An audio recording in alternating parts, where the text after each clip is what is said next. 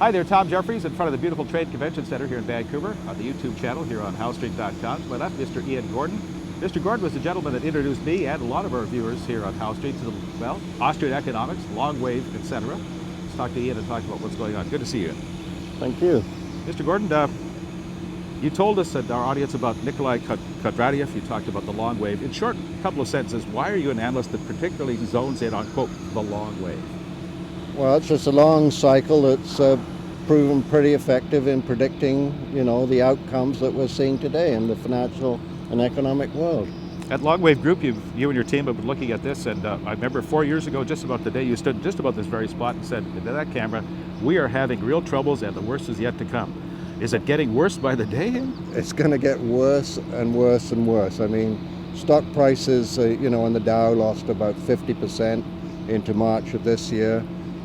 I think they're going to lose at least 90% of their values. Real estate prices in the States have probably lost about 20%. They're probably going to lose 70-80% of their values.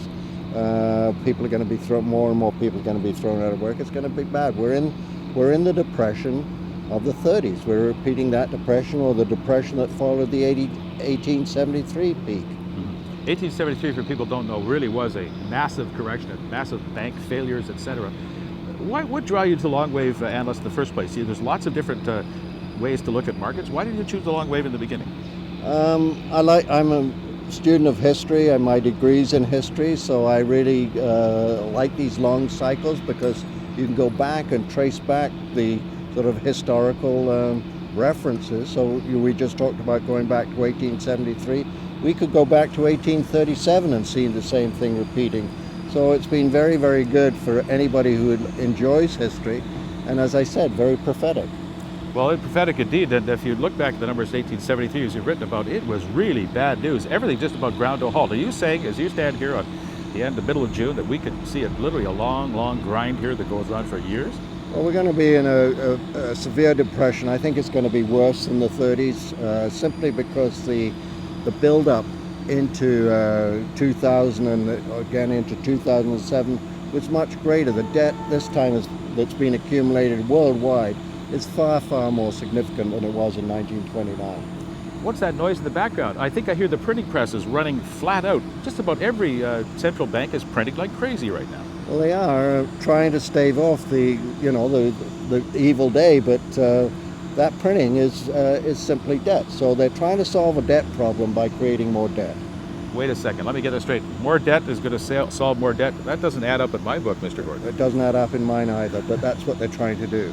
When you look at what's happening in Washington with the bailouts, these tarps, et cetera, what was your take on all that?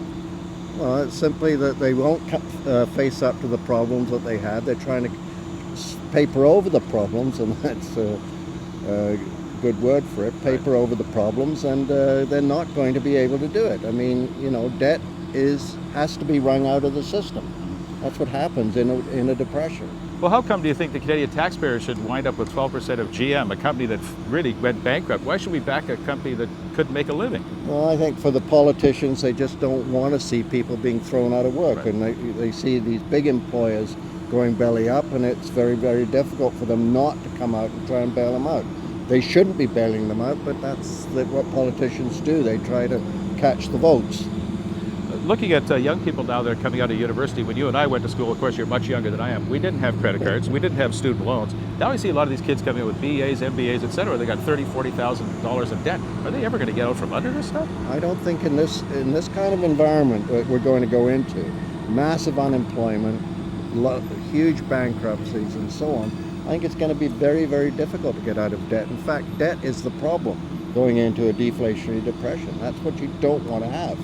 I notice some people are still living in the past a little bit. If you look at some of the real estate prices in certain areas of British Columbia, they're still asking us $1,000 a square foot for a condo. They're still asking for $600,000, $700,000 for a cottage on Bowen Island. Do you think these people are hallucinating?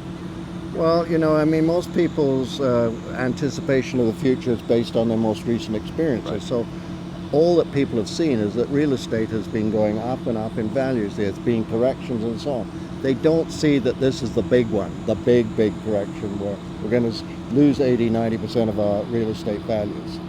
You've been talking about this in your writings for a number of years. Let's just go over it a couple of sentences for people looking at what you just said, going, oh my goodness, where do we go to protect ourselves? Well, you know, in this kind of environment, the only two things that make real sense are gold and cash. And people go to gold because they're so frightened about what's going on, the failure of the banking system. So all this was anticipated in my work and so on, that we were going to see massive banking failures, and people get scared, so they turn to gold, seeing it as money of last resort. Okay, if we're printing like crazy and I've got some money in my bank, my dollar's devaluing, it's just about on fire. Oh, so I'm in cash, but I'm losing every day if they keep printing, right? Well, if you have inflation, you are, but I don't think we're going to have inflation. I still am a deflationist because I don't think they can print fast enough to overcome the huge losses that are occurring, not only in the banks, but in the losses in things like stocks and so on, real estate. Supposedly, we've already lost $90 trillion in assets, value. So people, that is very deflationary. It's very hard to replace $90 trillion of losses. I'll get my checkbook out right after this interview. As we speak, matter of fact, a few days before we're cutting this interview, I noticed the banking system in Latvia, in Eastern Europe, literally declared they don't have any more money, and people are saying, why is that a problem? Sort of sniffing about what you talked about in 1873. It's starting, banks failing. Iceland is a country that's broke. Iceland, Great Britain is on the move to go to bankruptcy. The United States is on the move to bankruptcy. So yeah, we're going to see severe. The whole monetary system is probably going to collapse. The world monetary system, much as it did between 1931 and 33. Everybody says in Canada, oh my goodness, we've got the best banking system in the world. We don't have anything to worry about. What happened to globalization? We don't have a fence, do we? Well, the problem that we have is a debt problem. Right. And the biggest lenders are the banks. So Canadian banks are going to be in big trouble because they have lent loads of money, just like the banks in the United States and so on have lent loads of money. I think probably a lot of the non-performing loans of Canadian banks are not really being disclosed at this time. Zombie banks, as we call them back. I look at Japan and the numbers, we haven't really seen them coming out of recession. They've had 20 years of bouncing along the bottom at 200% debt to GDP. I mean, this is ridiculous, isn't it? Yeah, but that's the way the United States is going to go, because the United States debt now is closing in on $12 trillion. Their GDP is 14 but dropping. So you can imagine that if the GDP drops like it did in the 30s in the United States, we could go to a 7 trillion GDP, but a U.S. debt that could be closing in on 20 trillion. Numbers don't add up. Also, it's kind of scary, you've talked about this too, is demographically we're seeing a lot of boomers, thousands a week, supposedly retiring. They've seen all their assets go down, halved or quartered. What happens to them? Well, they're going to be in trouble. I mean, all savings are in trouble. People that have saved through the stock market are going to be in dire straits. People who have saved through their homes are going to be in dire straits, and so on. So it's not going to be pretty. Pension plans are failing worldwide. Right. Well, it's sort of unfair for the people that have been put the nose to the grindstone, pay their bills, put money in the bank, pay their credit cards off. We're going to get stung with the same brush that people that didn't pay their bills, aren't we? Well, I think, it's going to be very difficult for everybody. Well, it's sad to see all this kind of mishigas, as we'd say in Yiddish, going on right now, but I really enjoy talking to you. Also enjoy, for people out there who have not heard of Nikolai Kondratiev, look it up. Look up Ian and his Longway group here in Vancouver. They'll tell you more about his analysis. Always good to see you, Ian, and I'm sorry to say that you were absolutely right on 4 years ago today, right in this spot, so congratulations for that, and here it comes. Thanks for your time. Thank you very much. Mr. Ian Gordon. This is Tom Jeffries on HowStreet.com's YouTube channel. Here comes the storm. Mr. Gordon, thank you very much. Tom Jeffries, thank you. Comments made on HowStreet Video and HowStreet.com are an expression of opinion only and should not be construed in any matter whatsoever as recommendations to buy or sell any financial instrument at any time. Available online at HowStreet.com. HowStreet Video is a production of HowStreet Media Incorporated.